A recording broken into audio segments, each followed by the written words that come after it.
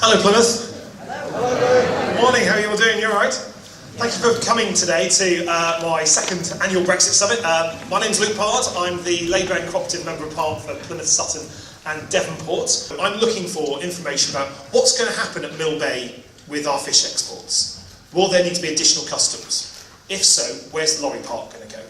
I'm concerned about those people that are EU citizens. What are their rights going to be about staying in the UK after Brexit? What's the rights of UK nationals from Plymouth living elsewhere in the EU?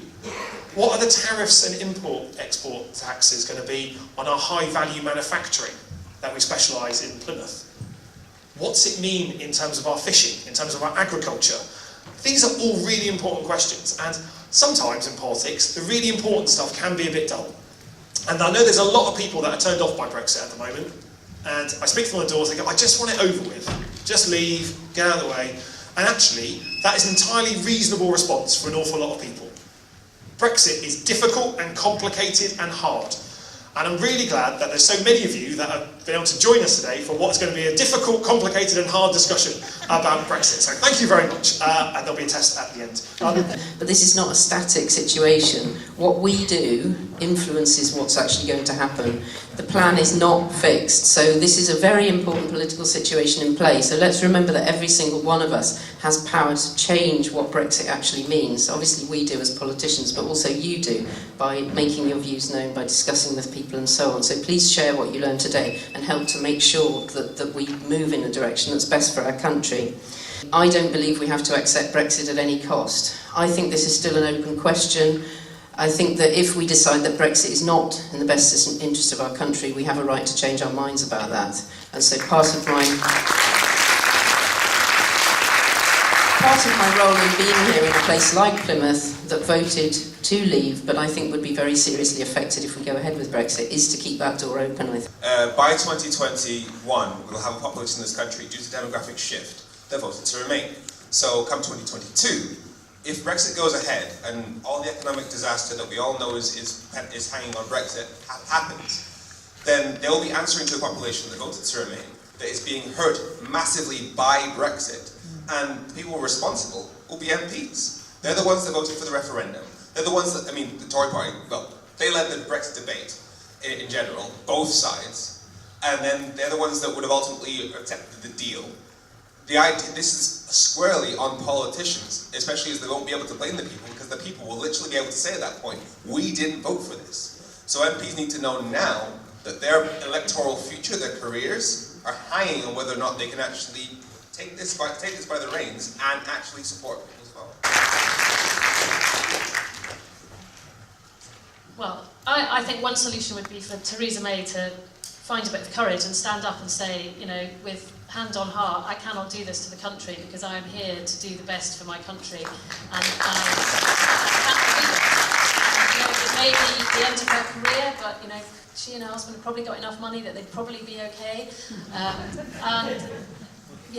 I think that I do honestly believe that there would be enough MPs. I would like to think there would be enough MPs in the House of Commons if she had the balls to say that they would stand up and give her a round of applause and say, thank God, let's get back to business as usual. Sure, it would be great if we can stop Brexit. It would be great if Theresa May actually, led the country in a more sensible way. There's a whole load of it would be great. But, we also have to recognise that we are right here, right now, working in a place which is complicated, where actually we do have a lot of resource, we have a lot of capacity, we have a lot of energy, we have a lot of collaborative potential. So the more that we can not just stop, the more that we can keep going with all of those things, that we can keep supporting all the great community businesses that are setting up to come up with solutions, that are supporting people, that are doing things.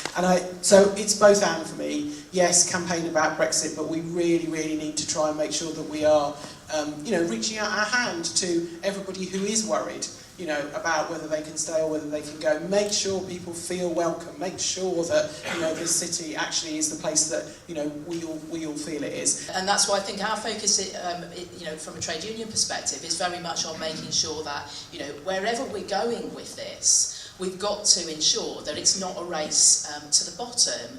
I think the deepest concern of our members, some of whom will have been, Brexit voters, and indeed who want to see Brexit happen, but they will have wanted to see it happen because they're concerned that the deal we have with Europe affects the privatisation of services, for instance. So there are issues, I think, that still need to be addressed. At the moment, the problem that we've got is that the debate around the negotiations, looking at the potential for a no deal, appears to be putting us in a worse situation, the potential for a worse situation than we were in the European Union. And that obviously is deeply concerning to our members. And the delivery of public services is really going to hang in the balance if we don't get this, if this doesn't come out right. He in my seat has actually been very brave and has come out very strongly in favour, against her party, has said that she thinks Brexit is going to be a really, really bad thing, and she needs to be commended for that. And I can't understand why more MPs haven't joined her. She says people stop her in the corridor all the time and say, "Oh, well done, Sarah, you're being really brave, and I really admire what you're doing." And she says, "Well, why don't you speak up too?" And they say, "Oh, I can't yet. It's too soon, or the time's not right, or my constituents wouldn't like it." And for goodness sake, surely it has to be country before party and career, and people should be should be more vocal. So yes, I think everybody should be writing. There are certain MPs, I really don't know if it would ever change their mind, but I think if they began to see the strength of feeling, but as you say, would you be held personally accountable for a rise in unemployment on your patch? That's not something you really want as a record for being the local MP. The students, if you're looking at student numbers, they have gone down slightly. The applications have gone up. The student numbers have gone down slightly from the EU. What's going to happen if their status is not being made very favourable in the future? What's going to happen to those 150,000 students in the UK and their numbers is very, very questionable. This is really just my personal projection from someone who's been working in European recruitment for 14 years. If we are looking at 10% of those student numbers, then we are lucky. For Plymouth, that would mean you currently have around 900 full-time students from the EU enrolled. That would mean 90. And that is being very positive. Now, this is, as I said, it's based on no statistics and nothing. It's my personal experience and the knowledge of the European higher education sector. And therefore, those uncertainties that we are currently facing with the current students are even worse when we're looking at future students and attracting not just future students, but also future researchers to the country. Because if you don't know whether you will be able to participate in an EU-funded research program, if you don't know if you are able to be a part of an international research group, why should you come to a country that can't give you the clear answers to that? Is it going to give us more control? Is it going to be good for the NHS? Is it going to leave us better off? And answer those questions. We know what the answers to those questions are. So that's when we can actually come together. Ladies and gentlemen, we've had 2 years of uncertainty for business, 2 years of squabbling in Westminster, and 2 years of paralysis in Whitehall. 2 years of our European negotiators looking over the garden fence and thinking, what the hell is going on next door?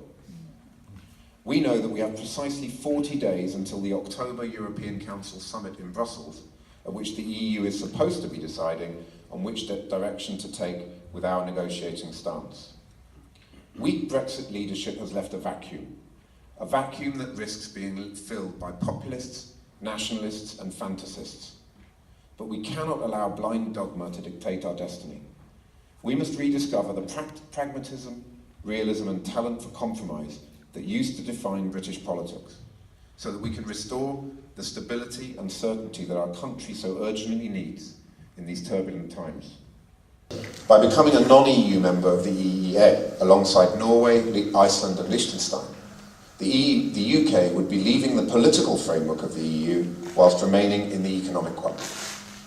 On the doorstep in my constituency, I constantly, which voted, by the way, 57% for leave, I constantly hear people say that they voted to join the common market in 1973, but then somewhere along the way, Europe became something different that they had never supported. An EEA-based Brexit would, in my view, deliver the reset that my constituents are looking for. So allow me to end by saying this. Those of us who point out the frailties of our economy and the risks surrounding Brexit and its impact on business are constantly demonised as Ramonas or as enemies of Brexit. For me, this could not be further from the truth. I fully understand and respect why people voted to leave. And we do have to leave if we are to uphold our democratic principles. However, leaving at any cost is simply not an option. It's therefore up to every single mainstream MP in Parliament to shape and build a Brexit that works for the entire country. That's why I feel the priorities of politicians like myself should be to respect the democratic vote, to secure the future prosperity of my constituents, and, by no means last, to deliver a Brexit which can reunite our deeply divided nation. Our country has so much going for it. To be born British is like being given the winning ticket in the lottery of life. But we have to face up to the fact that we have some deep-seated structural weaknesses in the way in which our economy and society works. We have a balance of trade crisis, a productivity crisis, an underinvestment crisis, and we have a low-wage, low-skill labour market in which millions of hard-working people are struggling to make ends meet. And Brexit is a distraction from building a new, inclusive economy where everyone has a stake and an opportunity to thrive. So I think a no to Brexit won't unite our nation, a bad deal won't unite our nation, and a no deal would be a catastrophe. I therefore hope that over the coming weeks and months, Westminster will come to its senses and that we will commit to a practical bridge-building deal in the national interest. I certainly look forward to working with Luke, and I know Ben Bradshaw's coming later, Neil Parish as well, I think, and many other colleagues from all sides of the House to make this a reality. Thank you. And I would like our companies to actually take back some of that spirit of the South West and get out there and sell. There is loads and loads of help from the chambers. We can help with your documentation. We go in at a fairly introductory level. It goes right up to degree level through the Institute of Export and to this great university. We need to be shouting about the things that we have and making sure that we understand how to export.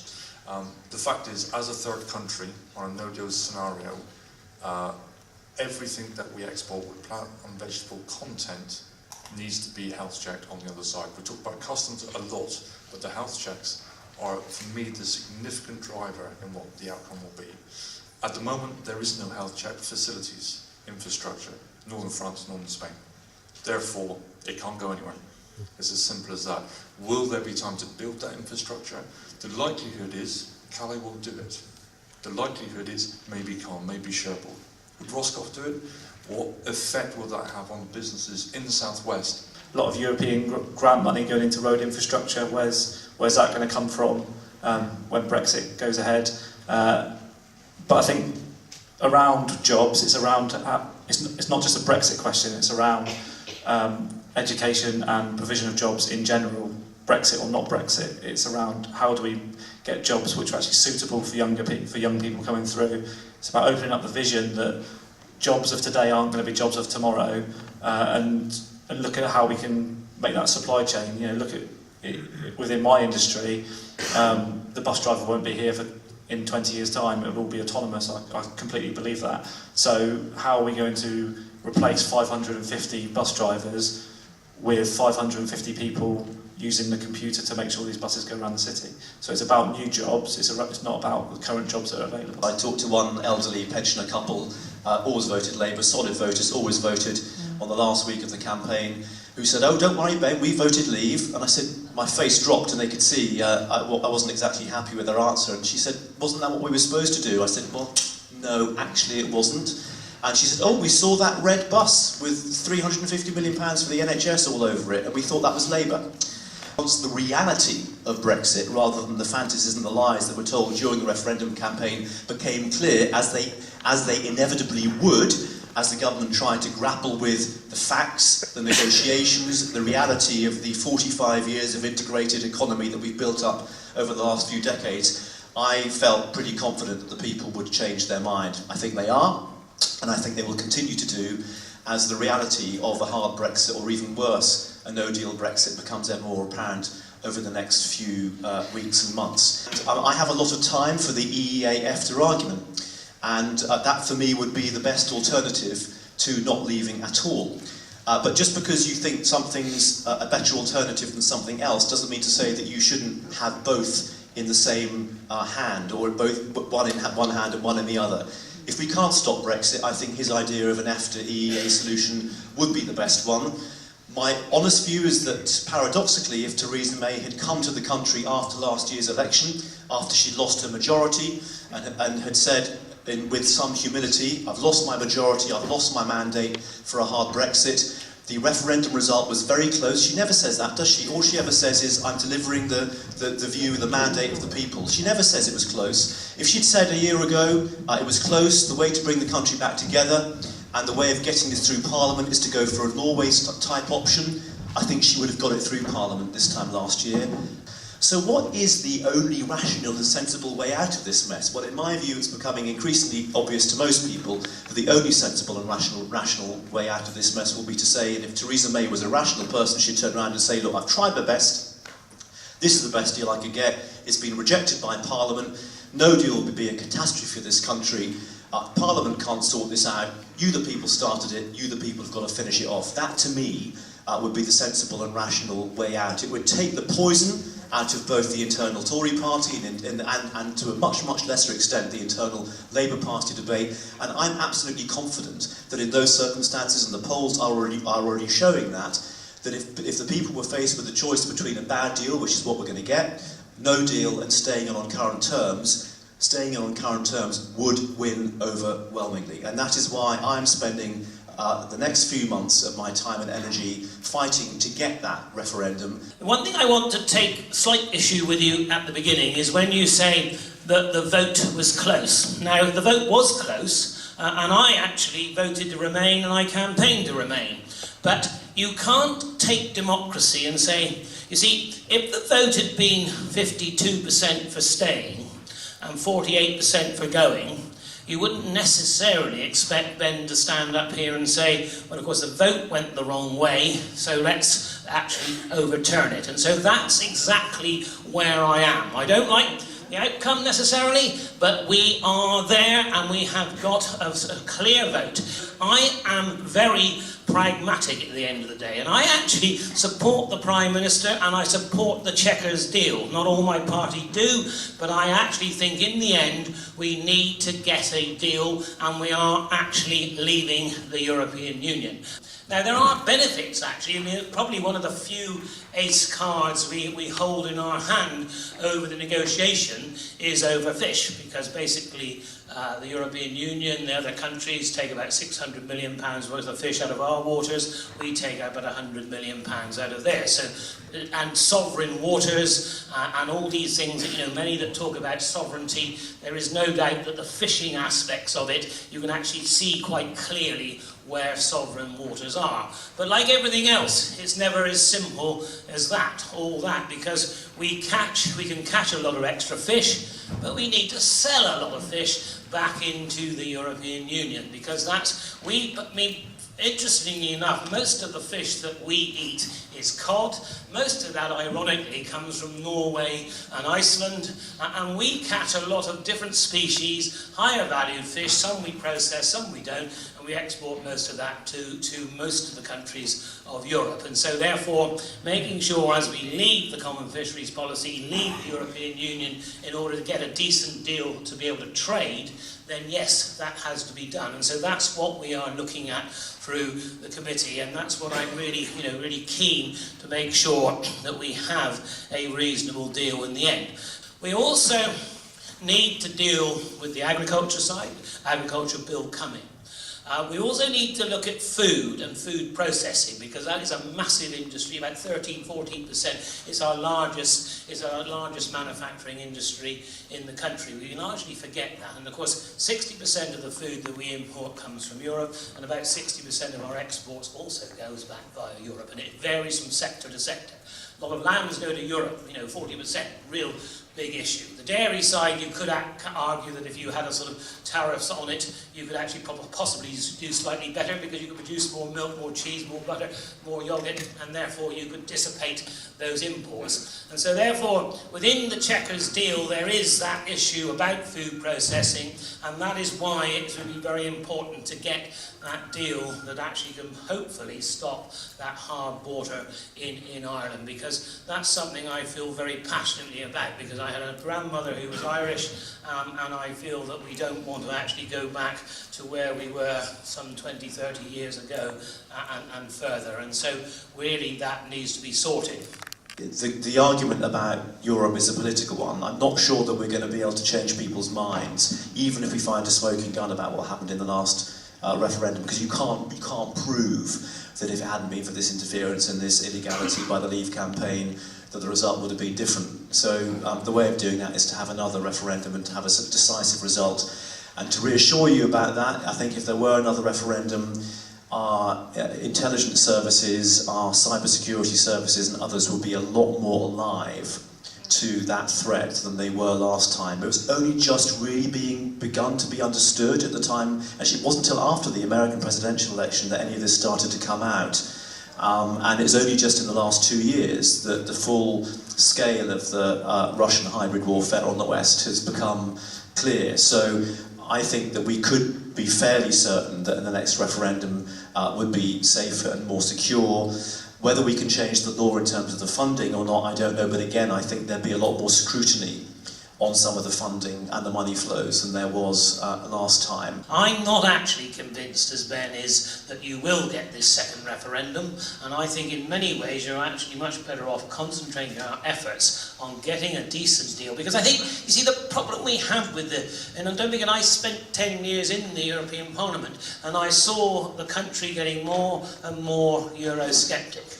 And you could turn around and you might, if you had another referendum, you might overturn it. But what's the stop? What happens then? You turn around, and I suspect before too long, you'll have another referendum that overturns that one. It is, in the end, I think, you see, I believe, however painful it might be, and it will be, and it will hit the economy as we leave. I'm not sure for how long, but I honestly believe, though I was a Remainer, I suspect 10 years down the line, we'll actually be very pleased we have actually made this decision. What we're doing at the moment is just making life hugely difficult for us. And it's my own party, and I take it on the chin. It's my own party that's causing much of that. But it's also, we have a country also, naturally, that is divided as well. And it's how we most of you want to remain. I mean, I saw the chart up there, and I don't think it pays on most of you, but all of you want to remain. But like I said, there's a lot of people out there that don't, and they won't go away. We can't do something if it might be a risk to public health. And this is a very strong contrast to the way the situation is in the US, where you can basically introduce a pollutant into the environment and wait and see what happens and then sue afterwards. And, to me, that is a terribly fundamental principle, which during the transfer of law into British law through the withdrawal process, a lot of that law did come into British law, but the precautionary principle really hasn't in a solid way. And the other thing is but basically on air quality, people have been able to take cases to the European Court of Justice if the British government hasn't kept to European law. We haven't got a similar model for this country, so we have fought to have an environmental watchdog, and some sort of watchdog has been proposed, but it has no independent core, and it doesn't really have very strong teeth, and it doesn't include anything about climate change. It's a really interesting one, because we've had over 40 years of gradual improvement of environmental regulation and legislation that we've actually shared with European partners. My background as an environmental scientist, as a strategist and a campaigner has seen me working in France, Spain, Greece, Germany and Finland more recently. And I think the thing that a lot of people don't realise is the benefits of working with colleagues from different countries who have different issues, different weather conditions, different temperatures, different situations, and learning from a collective approach. And I think in terms of education, a lot of the finance and funding that has been available to bring students to the UK, to this university, and to share research opportunities with institutions around the European Union is completely overlooked. The way European policy making works is much more cross-party, and there's 51 of us Greens there because there's proportional voting systems for the European Parliament, and that again I think has really enhanced the role that environmental policy making has had in Europe, and that's something, if we don't change the electoral system here, we will obviously be losing me as an MEP if we go ahead with Brexit. We will be losing that strong Green voice in our policy making, and I think we really will miss that. The challenge more is actually in getting the pressure from imports. So it's down the line we start to do trade deals, which are much talked about. You know, Neil talked about US earlier. Is if product can come into the UK which isn't met to our standards, then that's very difficult for UK farmers to compete with because there's a cost to meet those standards. So that's more the concern from farmers out there is protecting our standards from inferior imports. We export most of our fish via Millbay, and we import an awful lot of stuff, and we also have a lot of agricultural exports from the wider region that goes out via Millbay. Now, there will be a requirement, if we're not within an agreed regulatory area, like the EU at the moment, for not only checks on our fish exports, but also our checks on our agricultural exports. That means vets. And I'm sure Neil and others have met with the groups that represent vets. Well, we're really short of vets, anyway. And we know that the largest private provider of vets, because there is no national vet service, it's all private provision, employs about 500 vets around the UK. 10% of their workforce is British. The remainder of those vets are EU nationals. So we're in a situation where the capacity to recruit enough vets for the current situation is being failed, and that we need to hire more vets potentially, and that is where the preparation is really important. Because actually it is possible to hire more vets. It is possible to pay more vets, to bring more in. We'll have to pay more for it, we'll have to have a longer lead time, but that is possible. But then at what time frame is that possible in? And I think that's where the detail about what kind of customs facilities do you need, what type of agricultural check facilities do you need on both sides of any kind of transit route is so important. I was in the port in Ghent yesterday, and this is exactly the question that came up, and we were speaking to the guys that do those checks. And so one of the things I have to say is that they don't actually check everything. They don't check every truck, and they have a sort of trusted trader status. But what they told me is it's a fairly complicated procedure to apply for that, and at the moment most small businesses in our part of the world don't even know that they need to apply for it, and if they did, they wouldn't be able to, and they'd have to go through a broker, and all of this has to happen before March next year. And in terms of are we prepared for Brexit, we absolutely are not prepared for that. And the sort of things we're talking about here is in the European single market, for example, we don't have GMOs for human consumption.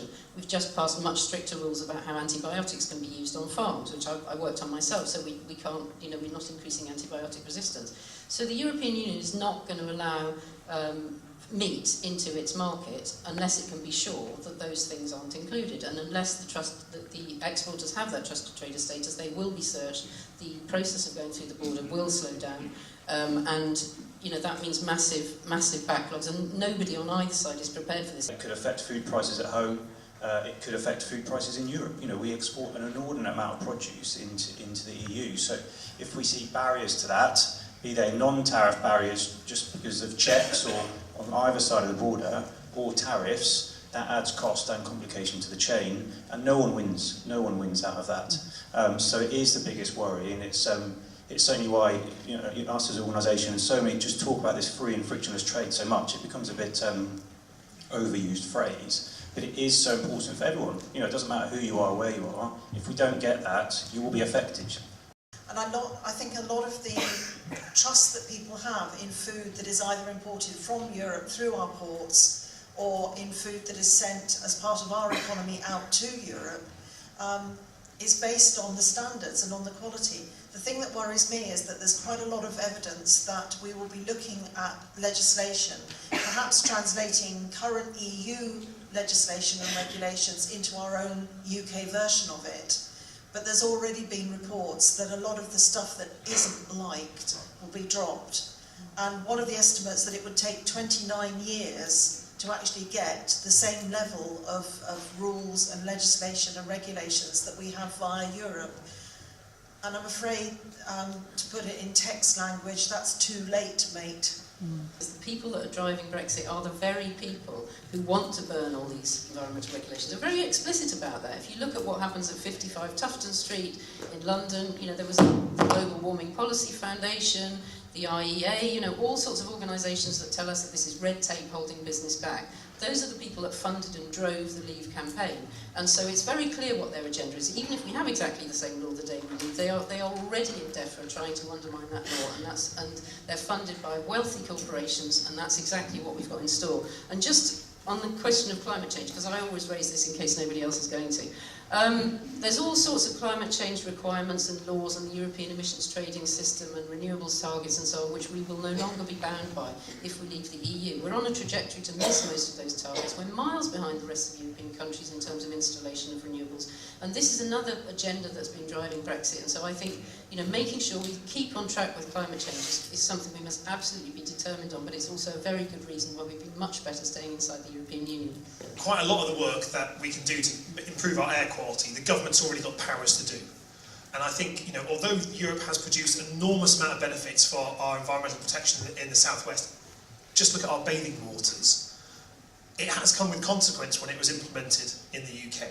So the reason our water bills are so high is because the government in the day didn't want to have the cost of improving our water and environmental protections and our clean water, and so privatised it. And because we have a third of the coastline and 3% of the population, that's why our water bills are so big. And so I think we need to be very cautious that in exiting the European Union, if that is what is to happen here, that we don't give the government, whichever government it may be, any inch to alter, persuade, remove environmental protections. If anything, we need to be accelerating it. So that's why when they remove the target to remove diesel engines from 2030 and pushed it back, and said it's now an ambition, a target, well, that doesn't mean anything. We need to bring it forwards. And actually, when we've got primary schools in Plymouth that are on the most polluted roads in the entire country with illegal levels of air pollution, we don't need to wait for this golden panacea if there is a better life after Brexit. We could be doing it now if we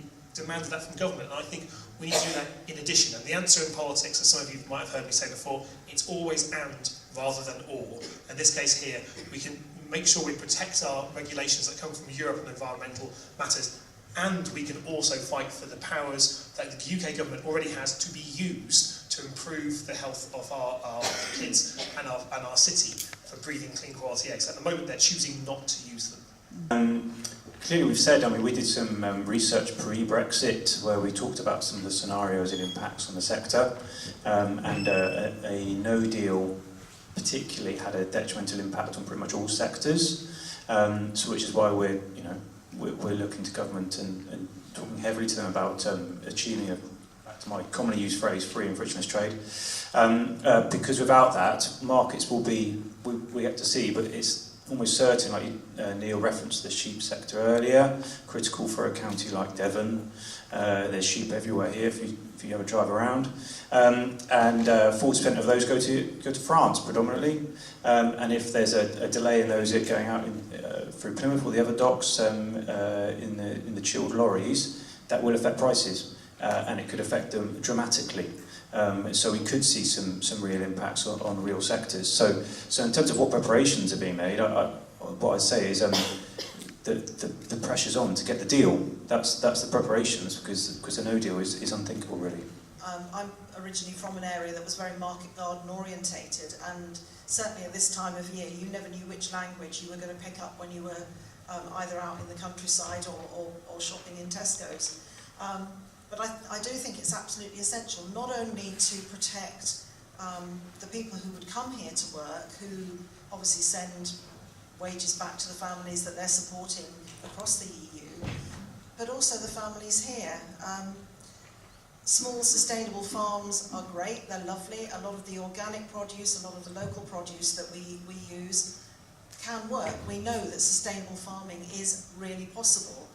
The problem is that the system behind it has got to be able to sort that. I'm interested to see what's going to be in the agricultural bill and how it's going to deal with it.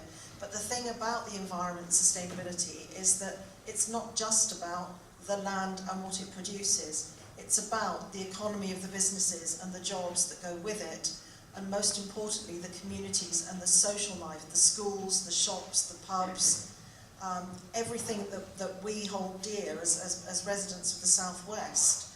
And if that isn't considered alongside the who's and the what's and the whys of sheep and cattle and dairy, then we're going to lose out.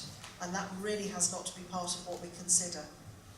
But a hard Brexit would also be extremely damaging for our farmers. And so when people sort of wave their arms around and say, no worries, we'll trade under WTO rules, that could mean 40% tariffs for export of lamb into Europe, for example. Now, there's no way our sheep farmers in the southwest will survive tariffs at that level. They simply will not be competitive.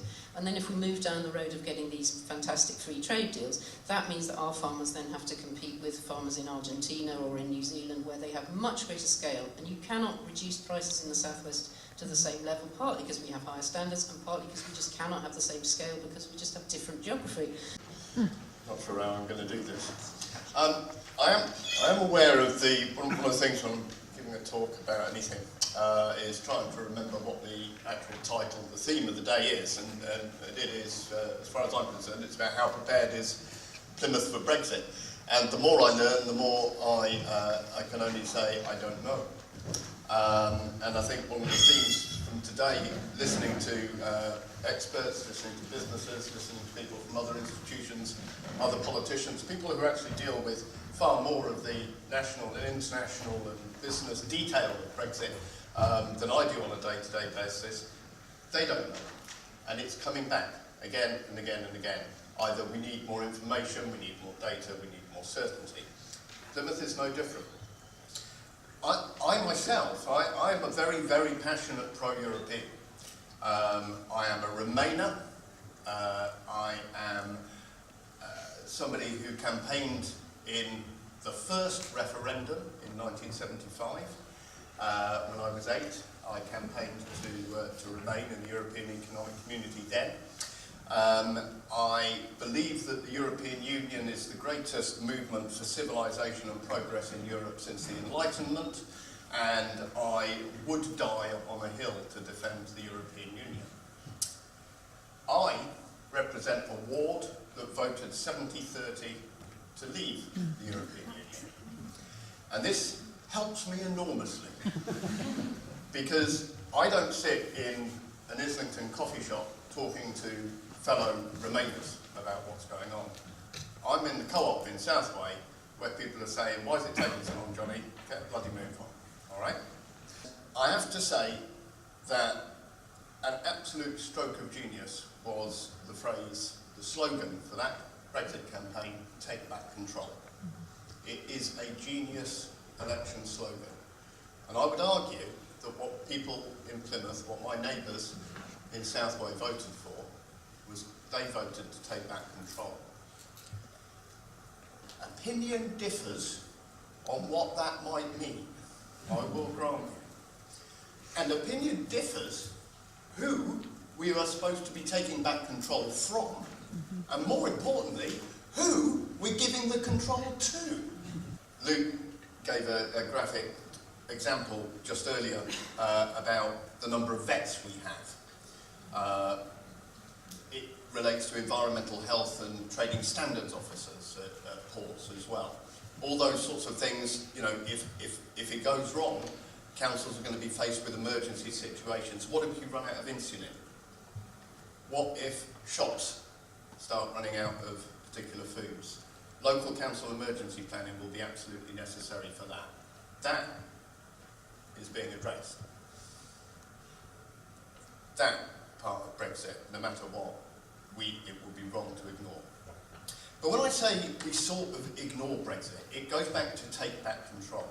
The people of Plymouth, whether Brexit happens or not, they want higher skilled jobs. They want better paid jobs. They want more secure jobs. They want better housing. They want more housing and affordable housing. They want our health service to be there, free at the point of need, as it always has been since the NHS was set up. Businesses and governments and councils have been able to relax a little because that ready pool of labour across the 350 million people across the European Union is there to call on, we've had the luxury of not having to invest in the skills, in the plant. We've been able to build what could become, unless stopped, a low-skill, low-wage economy, reliant on people coming in, relying on automation only, relying on artificial intelligence only, where we end up unskilled in the gig economy with no security of employment, security of housing, security of tenure when one is a tenant. I want to see Plymouth investment, and I want to see Plymouth thrive. That's what I'm here for. But it relates to every city in Britain. When we look at Brexit, which means change, when we talk about take back control, I think there's two big things which councils need to be doing and which councils are asking for but also need to give. And the first is, it's about taking back control. London wants to take back control from Brussels. I want to take back control from London. When powers are devolved from Brussels to Whitehall and Westminster, local government association and local councils across the country are saying, we also want to see those powers then devolved down to councils, regional government, whatever it is, but making the levers of power and the strings that they pull far closer to local people. It's much easier for people in Southway to work out how they get a new bin and what levers they pull to get a new bin than it is to work out how they get inward investment and advanced skills training for their children. But at the same time, local councils also have to then not become their own mini Westminsters and mini Whitehalls, that they also have to reach out and hand down and give back control. We are all being swept along by huge forces, and I genuinely think that one of the big reasons for the Brexit victory in the referendum was that there were a lot of people, and I include a lot of Remainers, who really, really responded to that let's take back control message. And so the preparation that we have to do should be happening whether Brexit happens or not, is keep money in the local economy, employ locally, train locally, and put Plymouth in a position where it can, in that case, mitigate the worst disasters that leaving the European Union might visit upon us. Or, and I will say this, take advantage of the opportunities, and there are genuine opportunities, which leaving the European Union might offer us. There are opportunities in fishing. There are opportunities for councils, for instance, in being able to not have the European Union procurement legislation so that we can put even more emphasis on buying locally, employing people and using companies from the PL postcode area, the Plymouth Travel to Work area. That's an opportunity. And councils need to be ready to do that anyway. And if we're going to take back control, it has to be, to use another rather popular slogan for a while that was quite powerful, it has to be power to the people. And are we ready for Plymouth ready for Brexit? No. But hopefully we're ready for economic development. Okay. Thank you.